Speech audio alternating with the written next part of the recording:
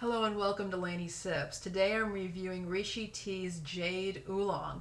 Rishi Tea is a neighbor to the north. They're up in Wisconsin. They do a really wonderful job of getting in some excellent organic and fair trade teas, some unusual teas, a lot of classic teas, some great flavored teas and tisanes, and also some really awesome teaware. So I definitely recommend checking them out when you can at their website. They're awesome. In any case, this tea is one of my favorites. It's a Jade Oolong, which means it's definitely a greener oolong, as the name would imply.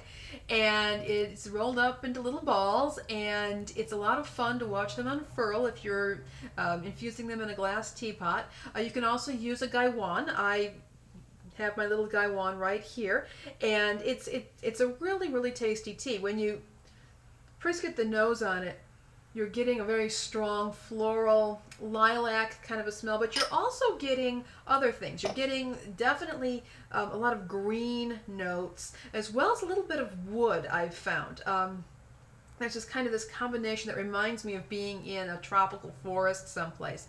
So you're definitely getting the lilac, but it's a lot more complicated than that. This is a floral, very floral tea, and for that reason, you need to be careful when you are infusing it, because it can easily be overpowering. It can even get bitter and disagreeable. So I would say, first of all, watch how much tea you're using. I would say maybe even start with something like 1 gram, particularly if you're using a small gaiwan like this. Work your way up if you want it to be more intense. Also, watch your steep times. I would say start out with your first infusion around 30 seconds if you're doing this in a gaiwan or in a yixing teapot. And then, again, gradually work up with subsequent infusions, maybe 15 seconds each infusion. This is a very long-lasting tea. Unfortunately, the lighting in here, you can't tell this, but this is probably my 5th or 6th infusion. This is actually a lot more intensely yellow gold than you're seeing on your screen here. And a lot of flavors still.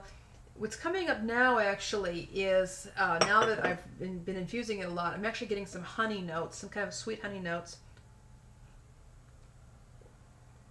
And maybe a little bit of tropical fruit.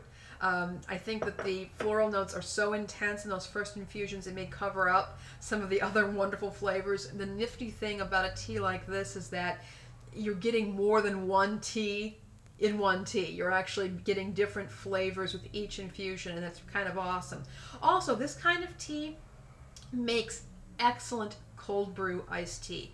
All you need to do is get some cold water in a jar, put a few spoonfuls of the tea and let it sit overnight in the refrigerator, and you will have a glorious iced tea. I know it's winter time, but still, it's a great iced tea, and it's definitely worth trying. So I absolutely encourage you to try this tea. I love it, and granted, I do have a preference for oolongs, green oolongs, but seriously, this is a great one. It's top notch. All right? So thank you so much for joining me today. Take care.